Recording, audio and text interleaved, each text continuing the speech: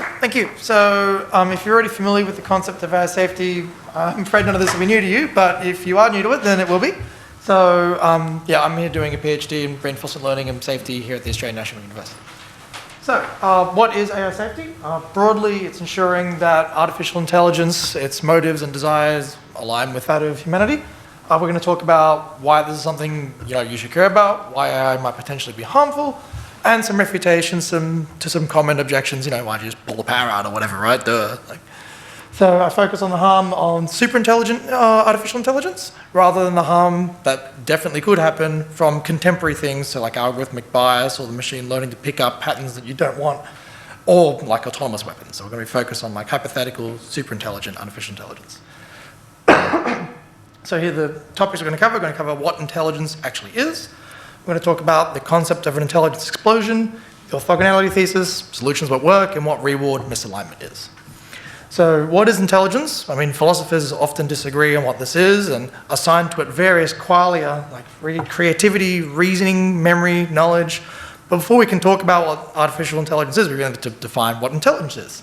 So I prefer a more pragmatic, less anthropomorphic definition by Shane Legg and Marcus Hutter. Intelligence measures an agent's ability to achieve a wide range of goals, in a wide range of environments. So for example, a bot that's really good at playing chess, I will not define as intelligent if it can't like do my taxes or fill my dishwasher or cheat my exam for me or things like this, right? So it's got to be able to do well in a large class of environments.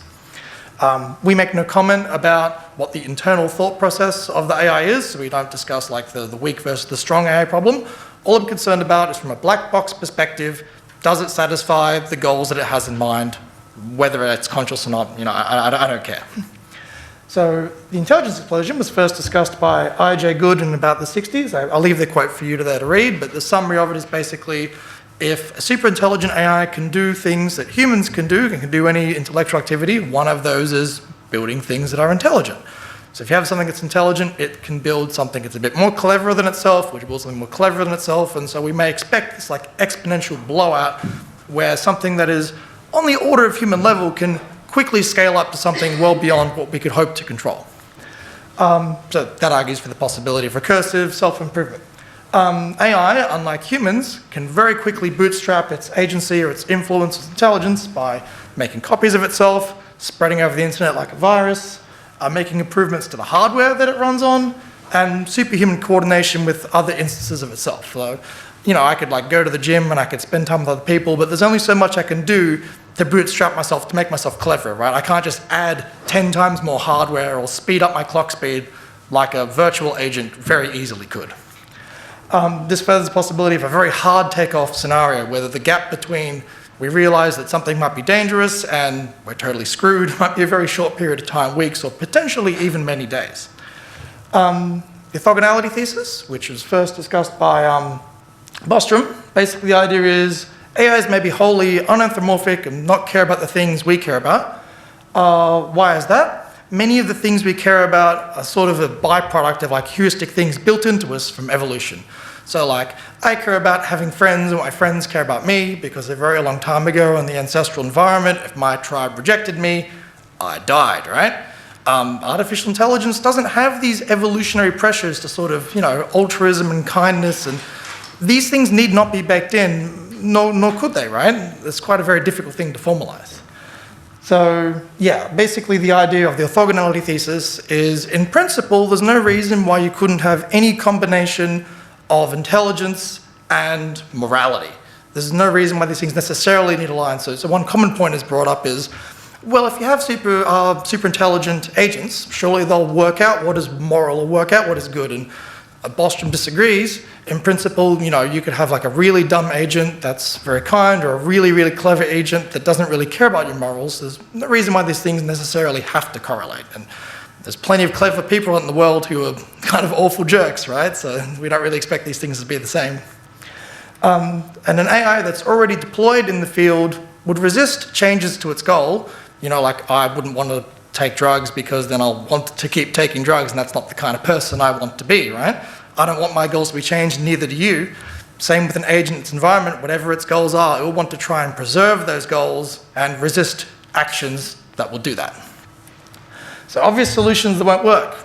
Just pick the goal right to begin with, right? Just set the goal, do beneficial things for humanity. Well, that's kind of difficult, right? I mean, humans themselves can't even agree on what's moral, right? We can, but many people in the world can't agree on whether it's okay to eat meat, whether abortions should be a thing that's legalized, environmental, religion. There's tons of things that we can't even agree on what's moral. Even moral philosophers today don't agree on what's moral, right? So if we ourselves can't even coordinate on it, what hope do we have to sort of encodify those goals into a machine? What if we just make mistakes and learn from them? That's worked for lots of other things. It's kind of worked for pandemics. It's definitely worked for dangers on a work site. I mean, someone had to get bonked on the head to realise that wearing hard hats is a good idea. Problem is, we might not have the luxury to learn from mistakes. A powerful AGI that's already in the environment would be very difficult to stop due to the whole sort of bootstrapping up and getting a lot of agency very quickly. And as an example, very simple computer viruses, they're only a few kilobytes long, and they already do, without hyperbole, tens of billions of US dollars worth of damage. So if a very simple virus can already spread that quickly and cause that much harm, something that actually has a level of intelligence to it, it might be a lot more difficult to control. Can you contain it, keep it in a box, keep it in a Faraday cage, something like that? Well, if it's boxed entirely, then it's not going to be of any use to us because we can't really do anything with it, right? You have to have some amount of input and output. And if you do, then it has the potential to sort of blackmail, charm, encourage the person who's controlling the box to let it out, or it could hack its way out of the box, or anything like that, right? The more input and output you provide to it, the more you make use of it, the better opportunity that is for sort of to release into the environment and potentially cause harm. So reward misalignment. So Goodhart's law is an often quoted law as when a measure becomes a target, ceases to become a good measure. So you pick something that correlates well with the goal, and you decided to optimize for that, and then things break. So as an example, evolution can be thought of as an optimizer for genetic fitness, but to decide which actions are beneficial to you having children a long time from now, that's really hard to work out. So evolution will reward proxies, things that sometimes correlate with your terminal goal of genetic fitness, but not always. The development of intelligence is itself a proxy, because the more clever I am, the better I can plan and avoid predators and find a nice mate and have kids and all that sort of thing. So intelligence helps with genetic fitness. But us humans have often found a way to shortcut these proxies to get the reward directly without doing what evolution intended for us to do.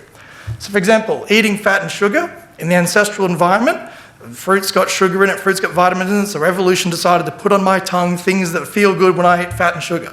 So what do? I eat candy bars, right? This is not useful for genetic fitness, right? Sex is an obviously useful thing for offspring, so what do humans do? We invent birth control, we invent adult content, we invent ways to shortcut that reward path that don't really help with having kids. Power, intrinsically, feeling control or a sense of dominion over your environment kind of intrinsically feels good to have your, stuff sorted. So we bypass that. We make make-believe little video games where it kind of feels nice. It's easy to achieve the goal and it makes me feel good, but this doesn't help with genetic fitness. Novelty, new experiences themselves are intrinsically rewarding. So what do? We watch movies, we binge on Netflix, right? Again, not useful, at least from evolution's perspective. And survival to fitness, dangerous environments select for the strong over the weak, but we humans, we don't care about that. We make a society, we make the world safer for people who are weak, we protect the weak, right? And so obviously you can also just take drugs and directly receive reward. So evolution in some sense was trying to select for genetic fitness, and we've found a way to bypass those things that were selected for. Now, most of these things will either make genetic fitness, it's uncorrelated, or to make it worse. Now, to be clear, evolution is not a source of morality, nor should I claim it to be. We humans have our own goals and our own desires, and we should focus on those, not what evolution was intending for us to do. And in fact, even that we're aware that we directly shortcut what evolution wanted, we still don't care, right? I'm aware that playing video games is not instrumentally useful for having kids, but that doesn't make it any less fun. I'm still going to do what I enjoy and what you enjoy, right? Unfortunately, we have the exact same problem with artificial intelligence. Evolution's an optimizer that made us optimize for what our desires are.